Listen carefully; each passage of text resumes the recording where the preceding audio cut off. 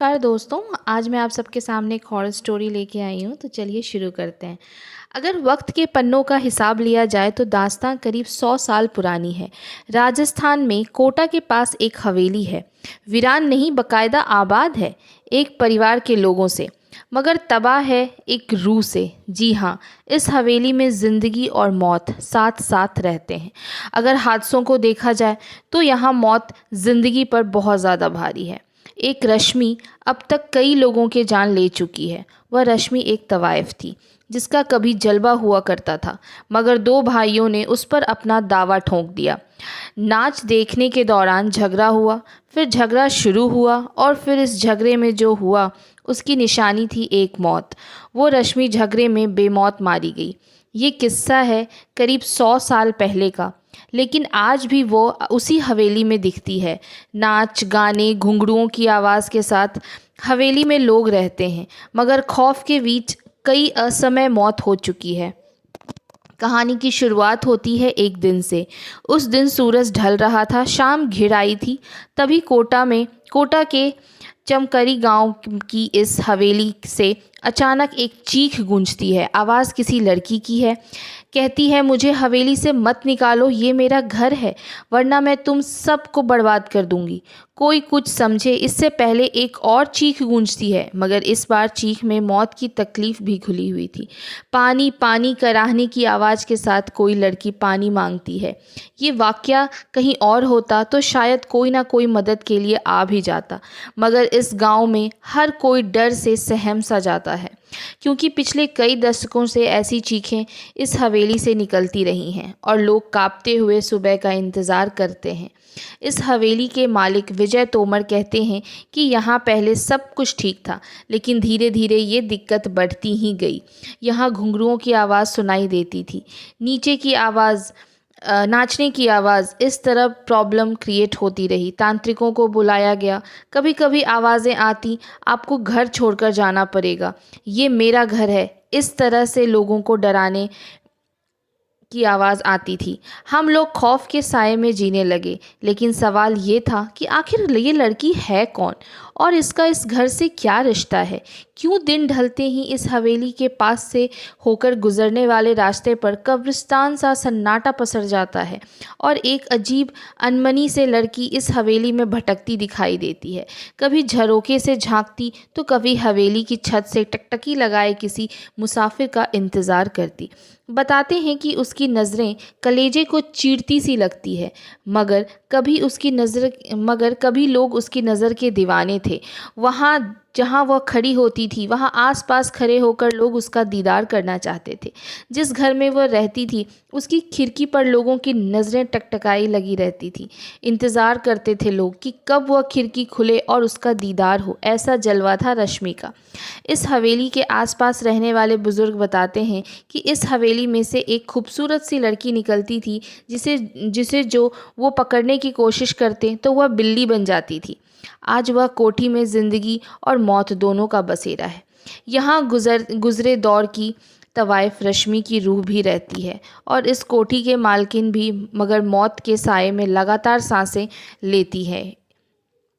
पता नहीं क्योंकि इस हवेली ने अब तक कई अपनों को खो दिया है। हद तो ये है कि इस हवेली के बच्चे भी शैतानी करने या चहकने से पहले सोचते हैं। इस हवेली में आज जितनी भी जिंदगियां बाकी बची हैं, उनके चेहरे पर ज़िंदगी का कोई नामो निशान नज़र नहीं आता। एक खूबसूरत मगर खौफनाक चेहरा उन्हें लगातार नज़र आता है, एकटक घुरता हुआ, शायद ये पूछता हुआ कि इतने लोगों की मौत के बाद भी क्या हिम्मत बाकी है यहाँ रहने की।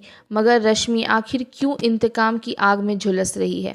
क्यों उसे मासूम बच्चे पे भी तरस नहीं आता? क्या हुआ था आखिर उसके साथ? रश्मि बाई, उसकी पायल जब छनकती थी तो लोग दीवाने हो जाते थे। हर हवेली का मालिक ये सपना पाला करता था कि एक दिन ये घुंघरू सिर्फ उनके लिए खनकेंगे। बात करीब 100 साल पुरानी है, जब रश्मि इस हवेली में मुंजरा किया करती थी। रश्मि के दीवाने भी इसी इलाके में के दो सगे भाई का नाम भी शुमार हुआ करता था, जो तकरीबन हर शाम उसी के पास गुजारा करते थे। मगर रश्मि उस बला का नाम था जिसकी खूबसूरती और हुनर के आगे क्या रिश्ते और क्या नाते पल भर में बिखर जाते थे और यही हुआ उन दोनों भाइयों के साथ भी। रश्मि को लेकर दोनों इस कदर जज्बाती हुए कि एक दूसरे की ही जान के दुश्मन बन गए। और जब रश्मि ने बेकाबू हालत काबू करने की कोशिश की तो गुस्से से लहराता एक खंजर रश्मि के ही शरीर में उतार दिया गया। दरअसल ये कहा जाता है कि दोनों भाइयों की लड़ाई में रश्मि बीच बचाव करने आ गई थी।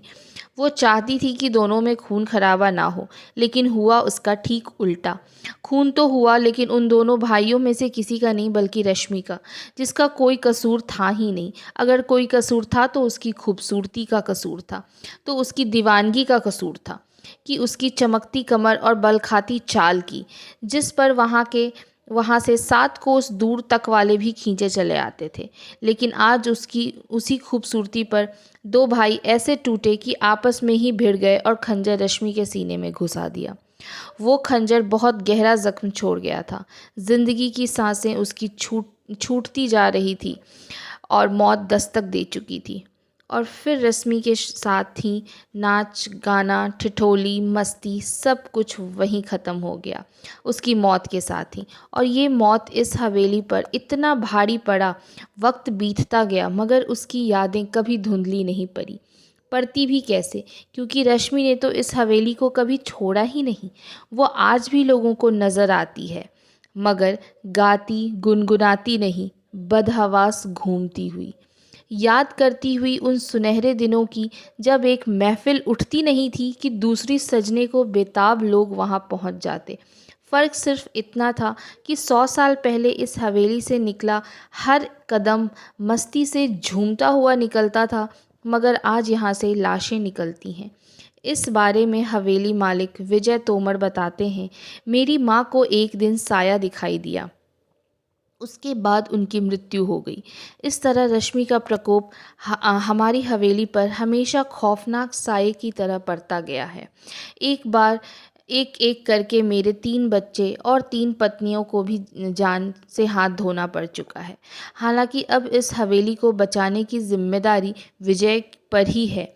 वह एक पढ़े लिखे इंसान है और इससे पहले वो भूत प्रेत जैसी बातों को मानते भी नहीं थे, मगर आज जब वो अपने परिवार पर नज़र दौड़ाते हैं तो हर रिश्ता अधूरा नज़र आता है। वह जिंदा हैं मगर पत्नी नहीं है, कोई बच्चा जिंदा नहीं है, माँ मर चुकी है, भाभी है मगर भाई जान से हाथ धो बैठे हैं।